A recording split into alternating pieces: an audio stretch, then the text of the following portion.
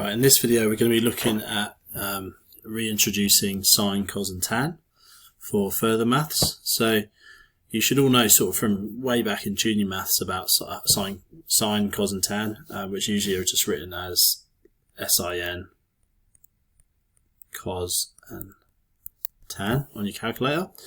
And what these do is they describe the ratios of the sides, so we call them trig ratios. But before we start doing that, let's just talk more about the sides and what they are. So the first thing you need to do with any trigonometry problem is sort of identify the angle that you're focusing on for the question. So here we've got the angle drawn in the corner, and they use the Greek letter theta in this case. And from there you can decide what your opposite side are. So that's the side that's obviously not touching the angle.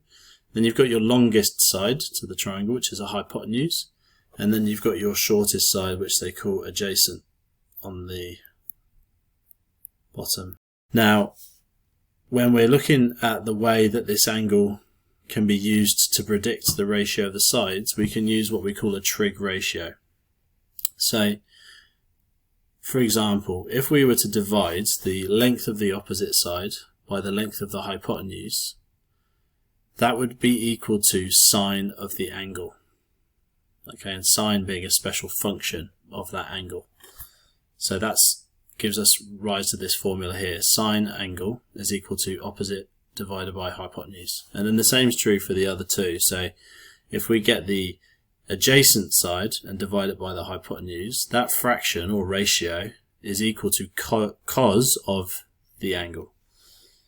And then lastly, if we get the opposite and divide it by the adjacent side, that's equal to tan of the angle. So we often remember this with so, ka, toa, which a lot of you would have learned back in the day.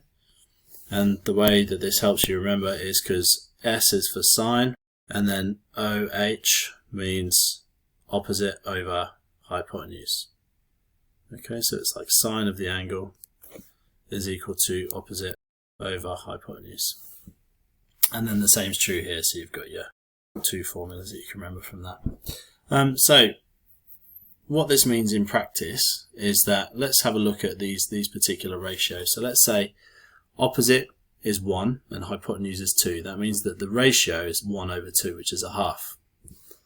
And similarly, if we get 2 for the opposite and the hypotenuse being 4, the ratio would be the same. 2 divided by 4 equals a half. And then if we could scale it up again, do 3 for the opposite side and 6 for the hypotenuse. And again, the ratio would be a half.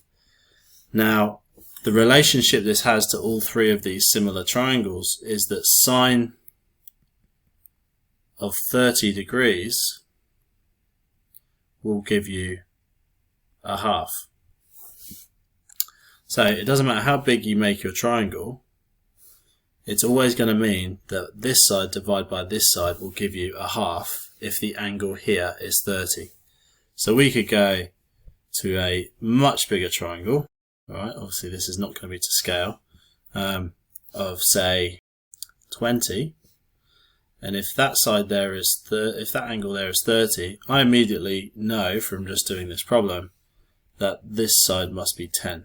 Alright, and I can show that algebraically because I know that sine 30 is equal to the opposite over hypotenuse, and therefore I know that sine 30 is equal to opposite, which is still unknown, over 20. And therefore if I times both sides, I should write P there so you can tell it's opposite. If I times both sides by 20 now, so times 20 times 20, it means that 20 times sine 30 equals the opposite side. And if I type that in my calculator, 20 times sine 30, making sure it says degrees in the top there, because 30 is for degrees, and that gives me 10 as my value. So therefore that's equal to 10. So it's really important as part of this that we can label our sides accurately. So this is a little exercise now to practice labeling the different sides. So you can see the angle being highlighted in each of these triangles, and for each of these you should be able to label an opposite, hypotenuse and adjacent side. So pause the video, have a go at that now. So the first things first is, for a right angle triangle like these, you can just label the hypotenuse as the longest side. Next you're going to label the opposite side, so that's the one that's directly opposite the angle every time, so that's O, and then O there. And then we've got the adjacent side, which is the other small side that's touching the angle. So that's adjacent, and that's adjacent there.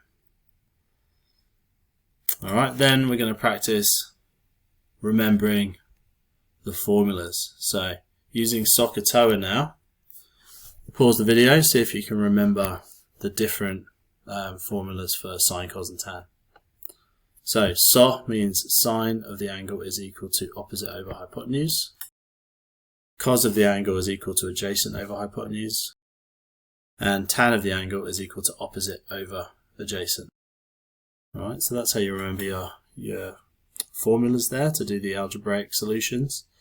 So let's have a go at actually practicing this question now. So first of all, label the sides, then work out which formula you're going to use, and then find the missing angle. Pause the video. Okay, so labeling the sides, we've got hypotenuse, we've got opposite, and we've got adjacent. So the two sides that we've got are opposite and adjacent.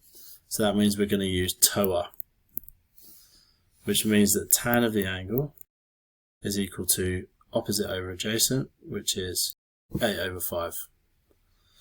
Now, to solve this one, you can't times by a number, because what you want to do is you want to have the angle on its own. So we're going to use the inverse of the tan function to both sides. So inverse tan on the left just eliminates tan, and then tan minus 1 of this ratio will give us the angle. So on your calculator, you press trig, tan minus 1, 8 over 5. Now that's an exact answer, so I'm going to press Control Enter to get the decimal version. So 57.99, so close to 58 degrees. Okay, so that's how you find an unknown angle. Let's practice this unknown side one now. So if you just want to pause the video, we're going to use the same method that we used at the beginning. So we're going to label the sides hypotenuse, opposite and adjacent. We've got the side opposite and hypotenuse are the ones we're going to be using. So we're going to use SO. So that means that sine 56 equals x over 12. And now we want to times 12 on both sides. So that's going to cancel that out. So 12 sine 56 equals x. So using our calculator,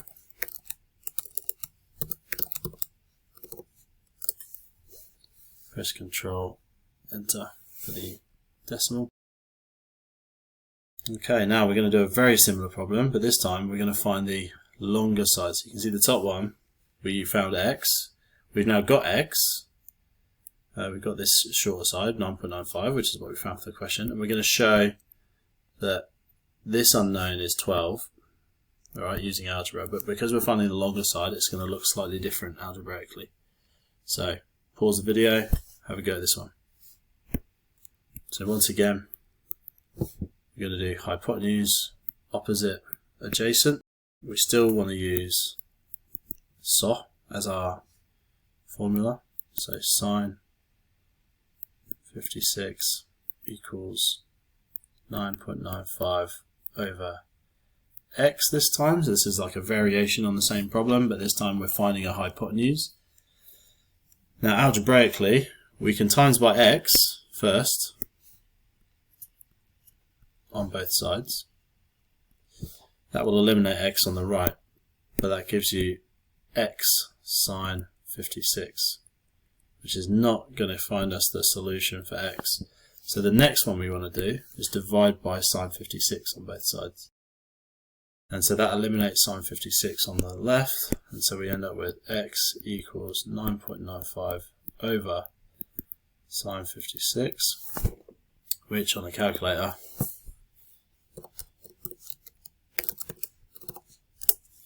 gives you 12, which is, we know, the correct answer there. So when you're finding the hypotenuse, it's slightly different to finding a shorter side. Shorter sides are easier, you just times by the number on the bottom of the ratio there. Hypotenuse is a bit more tricky, you've got to times by x and then divide by the trig function there.